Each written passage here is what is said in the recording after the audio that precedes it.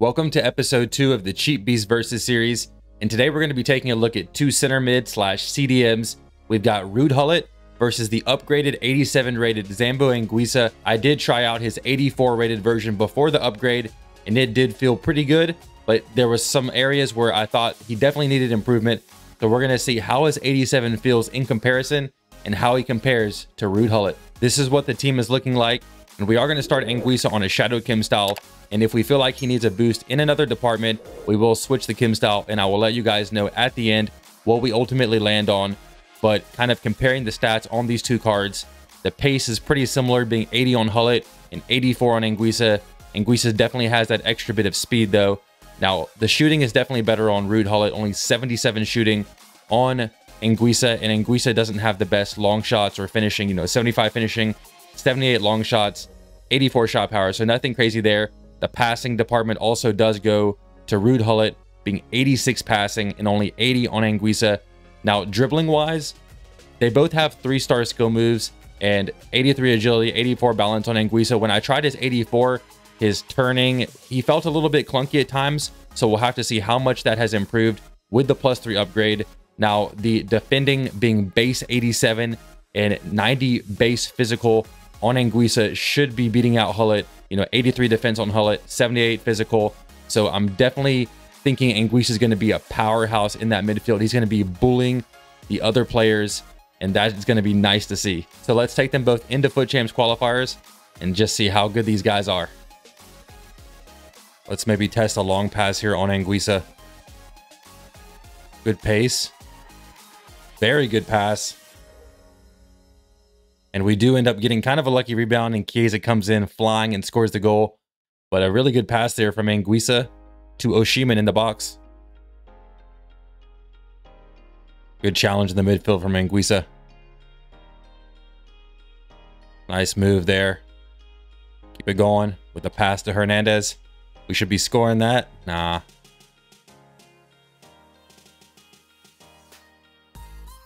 Oh. No, that pass is a joke. That was an absolute joke. The speed on that, the curve, everything was a joke from Anguissa.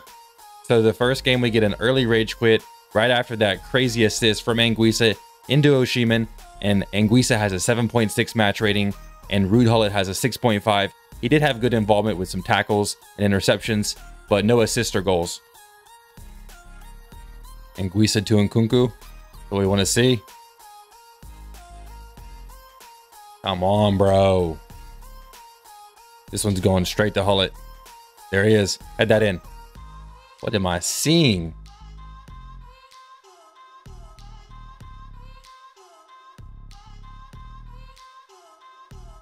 All right, Anguissa, use that speed. He's going to keep it going all the way into the box.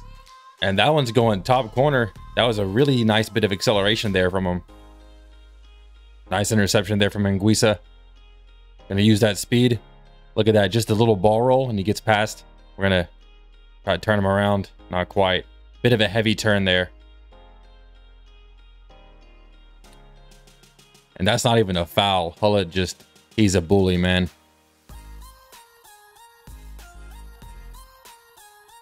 Is that onside? It is. That was all started by that really good challenge in the midfield from Gullit. Anguissa again sitting in the box, trying to do some quick twists and turns. Accelerate, ball roll. We're going to score that. That's actually disgusting stuff. I was just using that close control dribbling, make that quick circle, accelerate into the box and get the goal. Anguissa, make that pass. Beautiful pass. How is Chiesa not scoring that? Interception from Anguissa. Bit of a bad pass on my end, but he still got a completed pass there. We're on a counter attack. Gonna cross this in to Nkunku and score that goal. Good header there. Gullit's always gonna be winning that header. Roulette. Try to accelerate here. Bring it back. Find the pass. Oh, we're gonna score that. There it is. Really good involvement from Gullit and that final assist into Chiesa. All right, Gullit, use that speed. Oh, Gullit's making the run for us. Keep it going, Gullit. You got to show those skills, man. We just got to get the cross off. And Nkunku, don't let us down, bro. There it is. And a great cross. And Nkunku's putting that one in the back of the net. Yeah, that's how Ruud Gullit operates, man. Just shoulder to shoulder, winning the ball. No question about it. Can he get a outside the foot shot, though? Not enough dip. So on game 2, we completed the whole game. We did end up winning this one as well. Ruud Gullit with an 8.4 match rating and 2 assists, and Anguissa with an 8.7 rating and 2 goals. So Anguissa just barely edges them out. Anguissa, outside the foot shot. I thought that was about to fly in too. Yo, look at that challenge from Anguissa, creating this attack. Oh no, we lost. No, we still have the ball. We're gonna make him pay. Oh yeah, look at Gullit doing this thing. Accelerate. We still have the ball. He's jammy. Close control dribbling. Look at that. Look at the fight for the ball. That's what I'm telling you about Gullit. And he still gets a cross off. And we almost scored that. Gullit again. He's just so hard to get around. Look at the reach from Anguissa. He gets a pass off, but Chiesa does lose the ball. Yo, we just destroyed somebody. Fake shot. Physical. Use it. He turns. It's not the smoothest turn, but it is a turn. Ball roll. Keep it going. Nah, if we cross this and score, I'm done. It was Gullit with the power header trait, and he couldn't put it in the back of the net. Hakimi. Keep it going. Oh, there we go. Into Anguissa. Ball roll. Use that physical. Against Varane. He shielded off Varane very well. Into Gullit. Roulette. Finesse shot. Come on, score it. Dang, that would have been insane. Oh, Gullit, he's onside. Use that shot power. His finishing is letting him down, honestly. Let's see if he can get another opportunity. And that time he's going to score it. We were able to get the ball back. And that was a good second shot. But yeah, the first one kind of on the edge of the box. Doesn't have that much shot power. And I feel like the finishing is a little bit off. Try to put in a challenge here with Anguissa. There it is. Good shielding. Still able to get the ball off too. I think we can score this. And we do score it, and that was definitely all started from Anguissa. All right, Gullit, Anguissa, back and forth. The 1-2 combo. Look at that. Let's try to close him down here with Anguissa. The closing speed is insane. There we go. And Gullit still comes out with the ball. All right, Anguissa. Let's go for that over-the-top pass. Perfect placement. Can I do anything with it? Nah, I choked that, man. But that pass was so good. Trying to send Anguissa on a run here into Chiesa. Oh, get there, Anguissa. Good speed. Go for the roulette. Oh, we're going to score that. Yet again, Anguissa very involved in the build-up there. Let's just try to put in a big tackle here with Gullit. Oh, yeah, that's easy for him against Nedved. Back to Gullit. Great pass. Anguissa, keep it going. Are you joking me with that pass? And we do score it with Osimhen yet again. I'm telling you, the acceleration on Anguissa is so good. He just goes to that midfield, finds the pass, creates so many problems. Is this another problem? That is another problem for the keeper to worry about. We got another win. In this game, the star of the show was Anguissa with 1 goal, 3 assists, and player of the match at an 8.9 rating. Gullit did have a 6.9 rating, no goals, no assists, but he had lots of presses, lots of interceptions, and good tackles, and he was involved in lots of build-up play, so he's still showing his worth very much in-game. Driven pass into Gullit. Try to use the pace here. Pass it off to Teo Hernandez. Back into Gullit. Got to work it in the box. Come on, score that. And Gullit gets the assist. Nice interception there from Anguissa. That is beautiful to see. And a solid pass there from Gullit outside the foot shot. Almost goes in from Nkunku. All right, let's just do some quick build up here. Back to Anguissa. Into Nkunku. Straight to Chiesa. And we're going to score this. No doubt about it. Anguissa. Keep it going. Ball roll. Use that bit of pace. Cut it back. Oh, look at this. There's no way. We're going to score that. Near post. And those quick twists and turns. I mean, he showed very good ball control there. I can't complain at all. Send Gullit forward. He does get fouled. He's going to keep it going. Oh, and he's going to win that. He is going to win that. Near post. And it is going to fly into the back of the net. That's just kind of the physicality, the aggression there. Showing from Gullit to win us the ball back and score. Gullit, power header. I'm calling it. That is flying into the back of the net. Ter Stegen, man. Anguissa with the interception. And he's just too physical, even if he does lose the ball. Anguissa, come on. Gullit, we set you up for the outside foot shot. All right, Gullit, go for the step over. Ooh, it came off. Look at that. He just bodied somebody. Nah, no way we score that. You are joking right now. So this game, Ruud Gullit did have the highest match rating that we've had of either players so far at a 9.4 player of the match, 2 goals, 1 assist, and Anguissa had 1 goal, 8.6 rating. So Gullit totally dominated that game. Anguissa does get that interception for us. Well played. Back to Anguissa. Up to Gullit. Look for a nice long pass here. Great placement. Can't ask for better placement than that. Back to Gullit. Oh, come on. Score this. Oh, heel chop. Nah, man. Oh, I love the movement from Anguissa there. Back to him. Ball roll around the defender.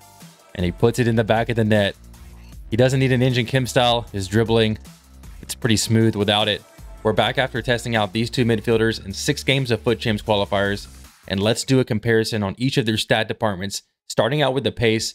For me, Anguissa did feel faster. And with the Shadow Kim style, he does have a controlled accelerate type. Whereas Gullit with the Anchor Kim style has the lengthy accelerate type. But even then, with Gullit being lengthy, I still felt like Anguissa did have that extra bit of pace. And it was noticeable in game, especially when he was going forward on the attack. And we'll get more into which one felt better on the attack overall. But again, Anguissa did feel just a bit faster. And so he does win in that department. Now moving on to the shooting. Honestly, the shooting on Anguissa felt really good. It felt better than a 77. I would say something like maybe an 82 or an 83. He did score some nice long shots with the outside the foot shot for us, even though he does not have that trait. And he was also just showing a lot of shot power there in and around the box and finishing most of his shots. So the 77 shooting does feel a bit of a lie, and it definitely feels better in game. Now, as far as Gullit goes, he did also put at least 1 shot from outside the box with that outside the foot shot. And that was nice to see. But I do feel like in and around the box, his shooting was letting me down some. And so, you know, the shot power overall, the finishing didn't feel too great, even though the stats are similar on Anguissa. I just feel like in-game Anguissa's shooting does feel better. Now, as far as the passing goes, I would have to say that the passing was a bit better on Gullit, and he does have 86 passing. Anguissa did have some crazy passes, honestly, but the consistency was there for sure from Gullit. And sometimes I just wasn't sure like how he was able to make the passes between the opponent's midfielders and defenders, but he was still finding a way. So the passing was solid, very solid on this card. And that department is going to go to Gullit. Now, as far as the dribbling goes, Anguissa's dribbling, those twists and turns, you know, those circles with the kind of control dribbling and even his agile dribbling, those were all super smooth. He was able to kind of bob and weave around defenders. And I just thought that the dribbling was very good. You know, 88 dribbling is kind of the face stat on the card. And even with the agility and balance not being insane and his 6-foot height and kind of the build in game, he still was able to move pretty well. You know, every now and then he did take a couple of heavy touches, but that's kind of just to be expected, I think, with the agility, balance, and kind of his body type. But yeah, overall for this card, the dribbling is much better than it was on the 84 when I tested that out. So I was very happy with that. And his dribbling is better than Gullit's. Gullit's was, you know, it was decent, but that 74 agility, 78 balance definitely came into play, along with the 6'3" height and just that kind of bigger build in game. He did feel clunky and kind of hard to turn from time to time. So Anguissa is going to win in the dribbling department. And now we're getting to the defending and the physical. And defending and physical, just for me, is going to have to go to Gullit. I mean, he's just, with the 6'3" height and that big build in game, he's just kind of an overpowering presence. He's got those long legs that reach for those interceptions. He's got a lot of strength. You know, we're looking at, let's see, 82 plus 8 strength from the Kim style. He's just very physical. In his heading, he wins just about every header, especially when the opponent is kind of trying to kick the ball from a goal kick, and he's just going to always be there to tower over the attackers and just win you the ball back. And so yeah, headers is definitely something that he's got. Now, headers from corners and just kind of headers from crosses, you know, trying to score, that did let me down. I thought there were a couple of times from crosses where he should have been putting them in the back of the net and they were going wide or straight at the keeper or just kind of over the goal completely. So I don't even think he scored a goal header for me, but he was definitely in the midfield winning all the headers. So that's just kind of something to note. Now, as far as the defending and physical on Anguissa, the interceptions were very solid. The heading is okay. You know, it's not going to be as good as Gullit, but the heading was pretty good. His strength combined with the standing tackle was also extremely solid. You know, he was able to put in some big tackles and just bully those other players. The aggression being at 89 was also solid. If he did happen to lose the ball, he quickly fought back for it and most of the times won the ball back, something that Gullit also did very well. And that 91 strength also meant that he was able to shield the ball when he had the ball and was trying to go for it. You know, he just kind of shielded off any players that were around him. So overall, comparing them on the attack and defense, Gullit is the better defender for sure. And Anguissa is definitely the better attacker. You know, like we said, the dribbling, the shooting, and that pace going forward. The transition speed is also better on Anguissa.